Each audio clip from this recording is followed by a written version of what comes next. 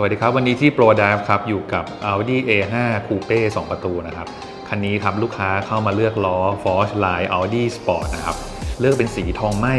ใส่เป็นขนาด 20 นิ้วกว้าง 10 ครึ่งเท่ากัน 4 วงนะครับตัวนี้เรียกได้ว่ารุ่นนี้ใส่ได้เต็มซุ้มกันเลยทีเดียวแล้วก็ได้เลือกพวงมาลัยอัปเกรดครับตัวนี้จะเพิ่ม Pedal Shift ขึ้นมาพร้อมกับปุ่มฟังก์ชันทางซ้ายและทางขวานะครับจะเป็นปุ่ม Drive Select แล้วก็ปุ่ม Start ซึ่งสามารถใช้งานได้จริงด้วยนะครับส่วนสปอยเลอร์หลังจะเป็นตูดเป็ดคาร์บอนของยี่ห้อคาร์เบลนะครับแล้วก็มีการเปลี่ยนโลโก้หน้าและหลังเป็นสีดำพร้อมโลโก้ S5 ด้วยออกมาเป็นยังไงลองไปชมกันดูครับ